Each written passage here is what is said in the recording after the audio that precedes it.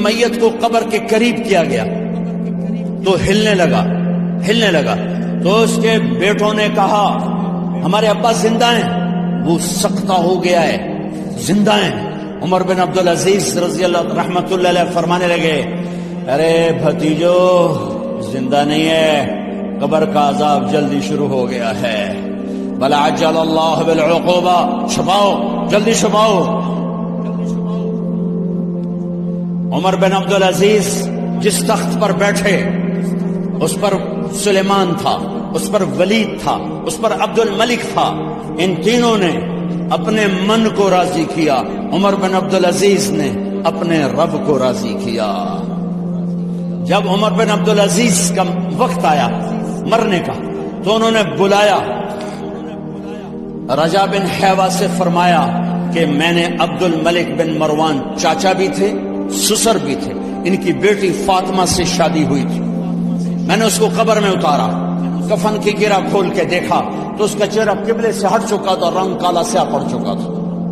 عبد الملک بن مروان گورا چٹا تھا، یہ جگہ سرخ تھی کالا. پھر میں نے ولید کو قبر میں اتارا، اس کا بیٹا 10 سال حکومت کی، اس نے 21 سال حکومت کی، اس نے 10 سال کی، ولید بن عبد الملک. میں نے اس کے کفن کی گرہ کو کھول کے دیکھا تو اس کا رنگ سیاہ ہو چکا تھا اور قبلہ کی طرف سے چہرہ پھر چکا تھا. پھر سلیمان کا واقعہ تو ابھی سنایا. پھر سلیمان کو قبر میں اتارا اور اس کے کفن کی گرہ کو کھول کے دیکھا تو اس کا چہرہ قبلے سے ہٹ چکا تھا. اب میں جا رہا ہوں، مجھے دیکھنا. پہلے تینوں نے حکومت کی پوجا کی اور عمر بن عبدالعزیز نے اپنے اللہ کی پوجا کی. انہوں نے ایک بڑا عجیب خطبہ دیا جب خلیفہ بنے. اے لوگو، بچپن میں شعر و شاعری کا شوق تھا تو میں شاعر بنا. تھوڑا سا اٹھان ہوئی تو علم کا شوق لگا، میں نے علم حاصل کیا. جوان ہوا تو فاطمہ بنت عبد الملک سے عشق ہوا، میں نے اس سے شادی کی. اب اللہ نے مجھے حکومت دے دی ہے، اب تم دیکھو کہ میں اس سے اپنے اللہ کو راضی کروں گا. ہمارے حکمران تو ووٹ سے آتے ہیں اور چلے جاتے ہیں 4-5 سال کے بعد، ان کی وراثت میں حکومت آ رہی ہے اور 3 بر اعظم پر حکومت ہے اور ایسا روب و دبدبہ ہے بنو امیہ کا، کوئی ان کے سامنے سر نہیں اٹھا سکتا. اور یہ بندہ 2 سال 2 مہینے 3 بر اعظم میں زکوٰۃ لینے والا کوئی نہ بچا، 3 بر اعظم میں سوال کرنے والا کوئی نہ بچا، 3 بر اعظم میں ظالم کوئی نہ بچا، 3 بر اعظم میں مظلوم کوئی نہ بچا. لیکن خود کیسا رہا؟ گھر آئے، فاطمہ بڑے اچھے دن گزرے ہیں، اب امتحان ہے، میں تیرا حق نہیں ادا کر سکوں گا. طلاق لینی ہے، میں حاضر ہوں. ساتھ دینا ہے تو میرے اپنے حق معاف کرو، اپنے حق معاف کرو.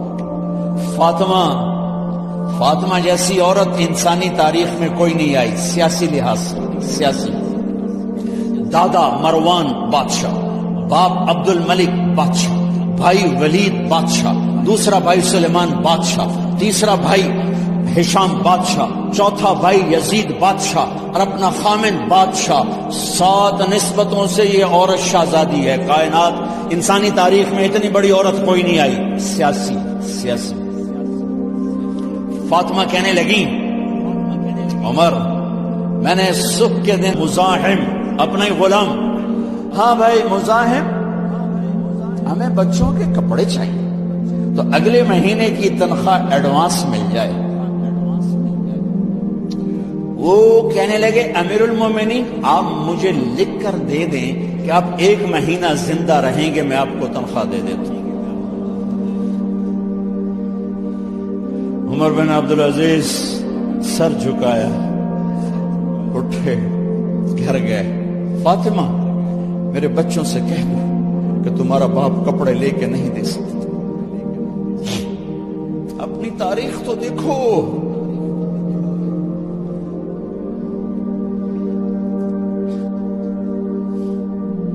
عید کا دن آ گیا، خلیفہ وقت عید کی نماز پڑھاتے تھے، نمازیں بھی خلیفہ وقت پڑھاتے تھے. بنو امیہ کا خاندان ملنے کے لیے آ رہا ہے. سارے سردار، سرداروں کے بیٹے، اعلیٰ پوشاک، اعلیٰ لباس، ملنے آ رہے ہیں، ملنے آ رہے ہیں، ملنے آ رہے ہیں۔ تھوڑے دیر بعد دیکھا تو بچے بھی ملنے آ رہے ہیں۔ امیر المومنین کی حیثیت سے بچے باپ کو ملنے آ رہے ہیں اور ان کے جسموں پر پرانا لباس ہے۔ حضرت عمر انہیں دیکھ کر ادھر اپنے سرداروں کے بچے دیکھے تو زرق برق پوشاکیں، اپنے بچوں کو دیکھا۔ ارے اس باپ سے پوچھو جو سب کچھ کر سکتا ہو اور پھر مٹھی بند کر دے کہ نہیں، میں نے حرام کی طرف نہیں جانا۔ بچوں کو دیکھا تو آنکھیں ڈب ڈبا گئیں، آنکھوں میں آنسو آ گئے۔ فرمایا میرے بچوں، آج تمہیں اپنے باپ سے گلہ تو ہوگا کہ آج ہمارے باپ نے کپڑے ہی نہ لے کے دیے۔ ان کے ایک بیٹے ہیں عبد الملک، ان سے بھی 4 ہاتھ آگے تھے، ان سے پہلے ہی فوت ہو گئے تھے۔ کہنے لگے ابا جان آپ کو مبارک ہو، آپ نے قومی خزانے میں بددیانتی نہیں کی ہے، آپ کو مبارک ہو۔ آج ہمارا سر بلند ہے، ہم شرمندہ نہیں ہیں، ہم شرمندہ نہیں ہیں۔ انسانوں کو کپڑوں پہ نہیں تولا جاتا۔ آج کا میرا دیش کمالدار اتنا فقیر ہو گیا ہے، اتنا چھوٹا ہو گیا ہے۔ تنخواہ دے دیتے۔ عمر بن عبدالعزیز سر جھکایا، اٹھے، گھر گئے۔ فاطمہ میرے بچوں سے کہہ دو کہ تمہارا باپ کپڑے لے کے نہیں دے سکتا۔ اپنی تاریخ تو دیکھو۔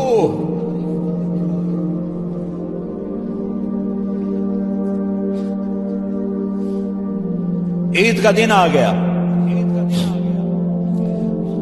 خلیفہ وقت عید کی نماز پڑھاتے تھے، نمازیں بھی خلیفہ وقت پڑھاتے تھے۔ بنو امیہ کا خاندان ملنے کے لیے آ رہا ہے۔ سارے سردار، سرداروں کے بیٹے، اعلیٰ پوشاک، اعلیٰ لباس، ملنے آ رہے ہیں، ملنے آ رہے ہیں، ملنے آ رہے ہیں۔ تھوڑے دیر بعد دیکھا تو بچے بھی ملنے آ رہے ہیں۔ امیر المومنین کی حیثیت سے بچے باپ کو ملنے آ رہے ہیں اور ان کے جسموں پر پرانا لباس ہے۔ حضرت عمر انہیں دیکھ کر ادھر اپنے سرداروں کے بچے دیکھے تو زرق برق پوشاکیں، اپنے بچوں کو دیکھا۔ ارے اس باپ سے پوچھو جو سب کچھ کر سکتا ہو اور پھر مٹھی بند کر دے کہ نہیں، میں نے حرام کی طرف نہیں جانا۔ بچوں کو دیکھا تو آنکھیں ڈب ڈبا گئیں، آنکھوں میں آنسو آ گئے۔ فرمایا میرے بچوں، آج تمہیں اپنے باپ سے گلہ تو ہوگا کہ آج ہمارے باپ نے کپڑے ہی نہ لے کے دیے۔ ان کے ایک بیٹے ہیں عبد الملک، ان سے بھی 4 ہاتھ آگے تھے، ان سے پہلے ہی فوت ہو گئے تھے۔ کہنے لگے ابا جان آپ کو مبارک ہو، آپ نے قومی خزانے میں بددیانتی نہیں کی ہے، آپ کو مبارک ہو۔ آج ہمارا سر بلند ہے، ہم شرمندہ نہیں ہیں، ہم شرمندہ نہیں ہیں۔ انسانوں کو کپڑوں پہ نہیں تولا جاتا۔ آج کا میرا دیش کمالدار اتنا فقیر ہو گیا ہے، اتنا چھوٹا ہو گیا ہے کہ وہ اپنا تعارف کروانے کے لیے 50 لاکھ کی گھڑی لیتا ہے، 6 لاکھ کا جوتا لیتا ہے۔ آج کی بیگم اتنی چھوٹی ہو گئی ہے کہ اپنے قد کو بڑا کرنے کے لیے وہ 10 لاکھ کا ہینڈ بیگ لیتی ہے کہ دیکھو میرا بیگ 10 لاکھ کا ہے۔ ارے میری بہن، تو 10 ٹکے کی بھی نہیں رہی اگر تو نے بیگ سے اپنے آپ کو بڑا بنایا۔ او میرے دوست، تو 2 ٹکے کا نہیں ہے اگر تو 10 لاکھ کے جوتے اور 50 لاکھ کی گاڑی سے، 50 لاکھ کی گھڑی سے اگر تو بڑا بننا چاہتا ہے۔ ارے اس دھوکے سے نکلو۔ برانڈ صاحب قبر پہلے شروع ہو گیا۔ عمر کی میت کو جب قبر کے قریب کیا گیا، ایسے ہوا کا جھونکا آیا، یہی ایک راستہ نجات کا ہے، یہی ایک راستہ اللہ تک پہنچانے والا ہے۔ اور آخری بات کرتا ہوں، اس دیس کی نفرتوں نے اسے آگ لگا دی ہے۔ آپس کی نفرتیں مٹا دو، آپس کی نفرتیں مٹا دو، آپس کی نفرتیں مٹا دو۔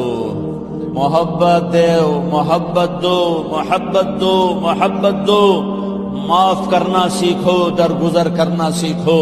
اس معاشرے کو آگ لگ چکی ہے، غیبت، مذہب کے نام پہ نفرت، سیاست کے نام پہ نفرت، قومیت کے نام پر نفرت، صوبوں کے نام کی نفرت، ایک صف میں بیٹھ کے نفرت، ایک صف میں کھڑے ہو کر دل نفرتوں سے بھرے پڑے ہیں، بغض سے بھرے پڑے ہیں، دل گٹر بن چکے ہیں۔ جس دل میں نفرت کے جذبے ہوں اس دل پر اللہ کی نظر نہیں پڑتی، جس دل میں بغض کے گٹر کھلے ہوں اس پر اللہ کی محبت کی نظر نہیں پڑتی۔ میرے بھائی بہنوں، یہ میں آخری بات کر رہا ہوں، سوئی 12 بجے تک جا رہی ہے، شب قدر ہے، کچھ الگ بیٹھ کر بھی اپنے اللہ کو یاد کر لو، کچھ اس کے سامنے رو دھو لو، معافیاں مانگ لو۔ تو میں اس لیے 12 بجے تک بات ختم کرنا چاہتا ہوں، آخری بات کر رہا ہوں،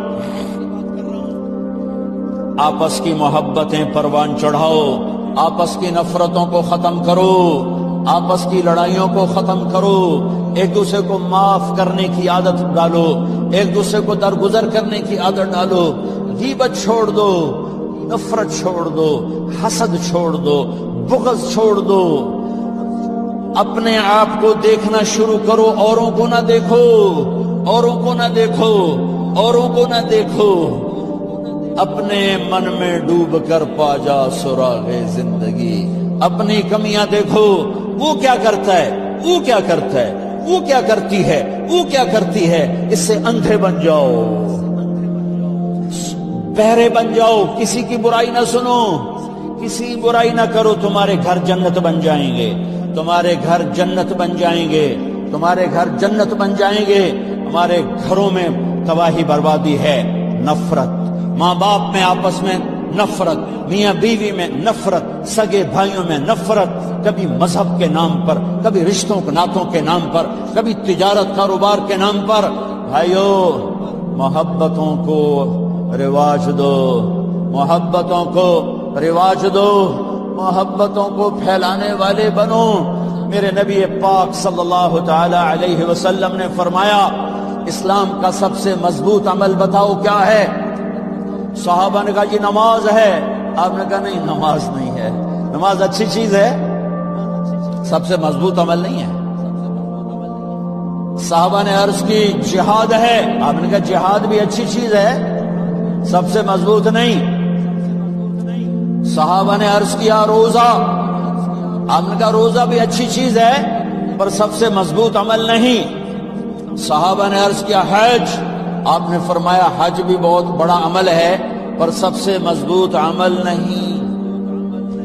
ایور الاسلام اوثق، اب سنو الفاظ سنو، اسلام کا سب سے مضبوط عمل بتاؤ۔